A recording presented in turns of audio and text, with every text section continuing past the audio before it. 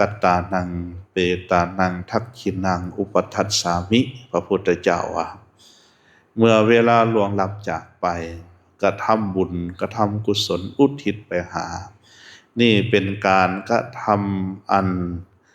สมควรเป็นการกระทำอันดีเป็นการกระทำอันเป็นไปเพื่อประโยชน์เพื่อความเกื้อกูลเพื่อความสุขแก่ผู้ที่ล่วงลับจากโลกนี้ไปตลอดกาลนานการที่พวกเขาได้ทำบุญด้วยการให้ทานด้วยการรักษาศีลด้วยการฟังธรรมสังคัมหิสุปฏิทธิตาทีฆรตังหิตายัสสะฐานโสนั่นชื่อว่าเป็นฐานะอันดีงามฐานะอันประเสริฐที่จะก่อให้เกิดประโยชน์ความสุขแด่ผู้ล่วงลับจากไปเพราะฉะนั้นในโอกาสอัน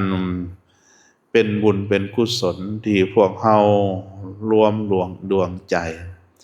มาบำเพ็ญแสดงความอาลัยหักอาลัยหาโดยความกตัญญูกตเวทีและบำเพ็ญความดีอุทิศไปให้นี้ธรรมกถาจึงสังวรรณนาสัมปยุตไปด้วยว่าด้วยความเป็นจริงของชีวิตของทุกๆคนองค์พระสัมมาสัมพุทธเจ้าทรงตรัสไว้อยู่ในสังยุตตนิกายสคาทวักวัตตปิฎกเล่มที่15อยู่ในปัปพโตปมะสูตรพระองค์ทรงตรัสว่าเปรียบเหมือนดั่งภูเขาหินสูงใหญ่จนคุ้งฟ้าไหลมาจากที่สี่ทิศมาบดซัดให้ละเอียดเป็นจุลวิจุลไปสันใดเอวังชาราจามัจจุจาอธิวัตตันติปานิโนอันความแก่และความตายก็กำลังบดย่ำกินหมูสัตว์ทั้งหลายเหมือนกันฉะนั้นคัตติเยพรามเนเวสเสจันทาละปุกกุเสจะเป็นกษัตริย์ก็ดีเป็นพราหมณ์ก็ดีเป็นปราชญ์บัณฑิตเป็นคนจันทานที่สุดแม้แต่คนเก็บขี้เหงื่อคนสั่นต่ำทำงานทุกคนถูกทานล้วนแต่ถือความแก่และความตายนำพาไปบดย่ำกินอยู่ตลอดเวลานี่หมายถึงเพิ่นสี่ให้เห็นถึงความจริงของชีวิตว่าชีวิตนี่เกิดขึ้นมาแล้วพวกเฮามีภัยอยู่เบื้องหน้าที่ทุกคนจะต้องได้พบจะต้องได้พอจะต้องได้เห็นก็คือความแก่ความเจ็บและความตายความผัดภาคจากของหักของพอใจบุคคลอันเป็นที่หักการประสบกับสิ่งที่บ่น่าหักน่าพอใจอันนี้ต้องพ่ออย่างแน่นอนพบพ่ออย่างแน่นอนบ่มีไผหลีกเว้นไปได้พระพุทธเจ้าพระองค์จึงทรงตรัสย้ำอีกว่าคัตติโยปิพรามโนปินะคัตติโยปินะพรามโนปินะอัฏฐกาภาละวาบ่ว่าผู้ใดก็ตามเป็นพระราชามหากษัตริย์มีอำนาจยิ่งใหญ่หรือว่าเป็นพราหมณ์นักบวชผู้ทรงศีลทรงธรรมเป็นคนหังมีอัฏฐกาเป็นคนหังคนมีก็ตามเป็นคนมีกำลังก็ตามหรือเป็นคนมีฤทธิ์มีเดชปานใดก็ตามนะมัจจุราสัสสะอเปกขมัทธิยอมบ่ละเว้นผู้ใดไปเลยยอมนำพาไปโพธิและพญามัจจุราชนั้นพระพุทธเจ้าว่านะภูมินรฐานังนปัตติญาจะยกพลสร้างพลมาไปสู่หบหรือจะเอาพลทหารหาบ พ้นธนูไปต่อสู้กะสู่บ่ได้นั่นนะมันตยุทธเถนะแม้นแต่เอาวิชาอาคมเอาวิชามนต์กลคาถาใดๆสักกาเชตุงทเนลวาหรือจะไปซื้อด้วยเงินด้วยคำก็ยอมบ่ได้พญามัจจุราชนั้นมีอำนาจเหนือสิ่งใดๆเพราะฉะนั้นเพิ่นจึงว่าเฮาฮู้จักชีวิตเป็นอย่างนี้ทุกๆคนเป็นอย่างนี้ไผๆก็ต้องเป็นอย่างนี้เพิ่นชี้ให้เห็นว่าอันนี้คือทุกชีวิตเป็นอย่างนี้แล้วผู้ใดมีปัญญาตัสมาหิปันทิโตโปโสสัมปัสสังอัฏฐมัตตโนผู้ที่เป็นปราชญ์บัณฑิตผู้ที่มีปัญญาผู้ที่หวังประโยชน์แห่งตนแสวงหาคุณอันให้พ้นซึ่งความทุกข์ทั้งหลายเหล่านี้พุทเทธัมเมจะสังเคจะทีโรสัทธังนิเวสเยผู้มีปัญญาทั้งหลายเหล่านั้นเพึงเข้าไปตั้งความเหลื่อมใสศรัทธาอย่างมั่นคงในพระพุทธเจ้าในพระธรรมเจ้าในพระสังฆเจ้าโยธัมมจารีกายเยนะวาจายะยุทธเจตสาพึงประพฤติธรรม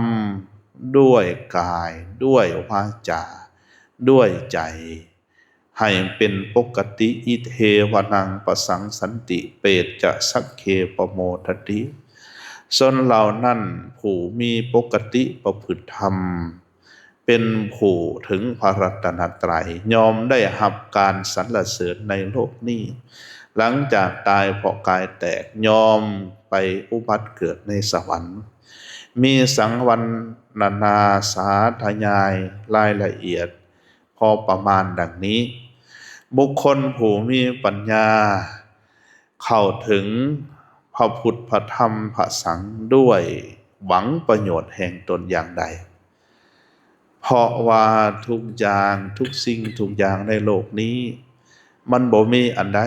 เป็นของเฮาบ่มีอันใดเที่ยงแท้แน่นอนอุบาสกอุบาสิกาออกตนญาติโยมทั้งหลายแม้นแต่ห่างกายที่พวกเฮาหวงแหนนักหวงแหนหนาบ่ต้องกล่าววัตถุสิ่งภายนอกอื่นห่างกายที่พวกเฮาหักเป็นที่สุดประเมินค่าราคาบ่ได้ซื้อบ่ได้ด้วยเงินด้วยคำที่พวกเฮาประงบประงมบำรุงมันมาตลอดเอาชีวิตทั้งชีวิตเพื่อประคับประคองเพื่อปกป้องมันอยู่นี้มันที่สุดมันก็ต้องได้พัดพรากจากไปบ่ต้องกล่าวถึงคนที่เฮาหักบ่ต้องกล่าวถึงคนที่เฮาหวงแหนเฮาแพงและทรัพย์สมบัติอื่นบุคคลที่พวกเฮาหักเป็นต้นสามีภรรยาลูกเต้าหลานเหลนที่พวกเฮาหักอันนี้ยังเป็นสิ่งภายนอกแต่ว่าสิ่งภายในคือกายพวกเฮานี่ยังห้ามไว้บ่ได้นั่นทรัพย์สมบัติภายนอกนี่ยิ่งบ่ต้องเว้าถึงเป็นของมีอยู่กับโลกอยู่นำโลกพวกเฮามาอยู่ในโลกนี่เฮาก็มาผู้เดียวมาพบพ่อพบแม่พบญาติพี่น้องลุงป้าอาวอาลูกเต้าหลานเหลนมาหาเอาทรัพย์สมบัติในโลกนี่บำรุงเลี้ยงทางกายหลังจากนั้นก็ปะถิ่มไปเบิดบ่ได้ยังเหลืออันใดเพิ่นจึงว่าให้เห็นความจริงอันบ่แน่นอนชีวิตที่บ่มีสาระแก่นสารทรัพย์สมบัติที่บ่มีสาระแก่นสารนี่ตามที่เป็นจริงแล้วเปลี่ยนให้มันเป็นสิ่งที่มีสาระแก่นสารอัฏฐมัตตโนคือเมื่อหวังประโยชน์แห่งตนหวังประโยชน์แก่ตนทรัพย์สมบัติภายนอกห่างกายภายนอกเหล่านี้เฮาเอาสาระประโยชน์มันบ่ได้แต่เฮาเปลี่ยนให้มันเป็นสาระประโยชน์ภายในเฮ็ดจังใดจะเปลี่ยนได้ก็คือการตั้งอยู่ในธรรมทีนี้ก่อนคนจะประพฤติธรรมได้มันต้องมีหลัก ก็คือมีพระรัตนตรัยได้แก่พระพุทธพระธรรมพระสงฆ์พระพุทธพระธรรมพระสงฆ์นี่มีความหมายอย่างไรพระพุทธเจ้าคือพระองค์ผู้ทรงตรัสรู้เองเป็นผู้ตรัสรู้เป็นผู้บริสุทธิ์ถึงซึ่งความสะอาด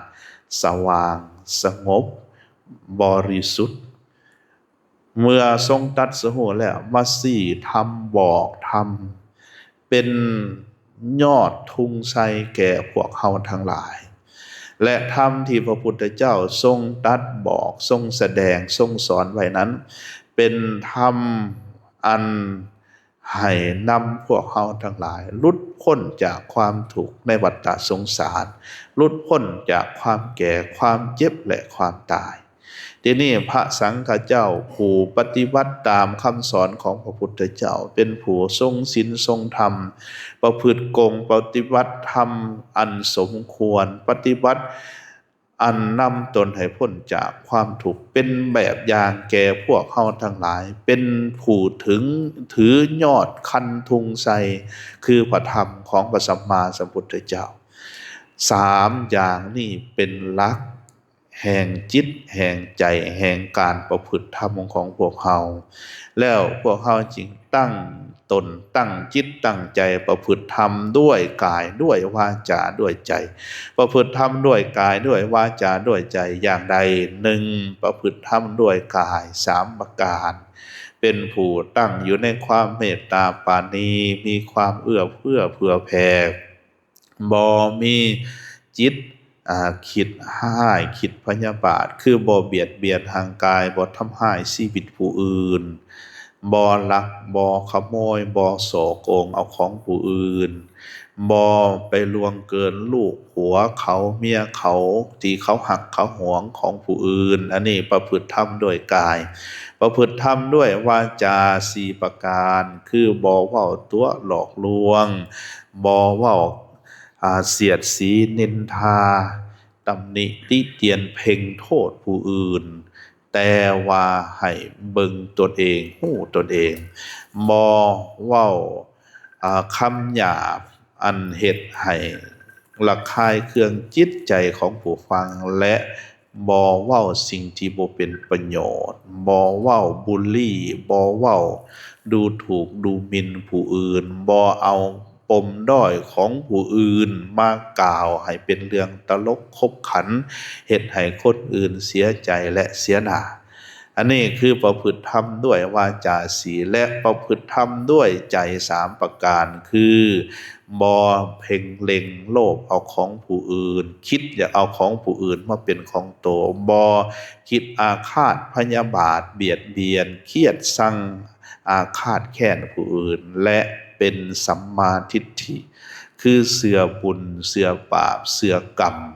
เสื่อมั่นคงในพระรัตนตรัยนี่สามประการในเอิ้นว่าประพฤติธรรมด้วยกายด้วยวาจาด้วยใจรวมกันเป็น10เอิ้นว่ากรรมบทแปลว่าหนทางอันให้ถึงซึ่งความบริสุทธิ์แห่งกรรมคือการกระทำทางกายทางวาจาและทางใจเมื่อใดเฮาได้กระทำความดีอย่างนี้ไว้แล้ว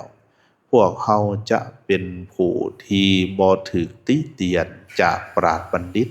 ปราชญ์บัณฑิตจะสรรเสริญหลังจากตายเพราะกายแตกไปแล้วจะไปสู่สวรรค์อย่างแน่นอน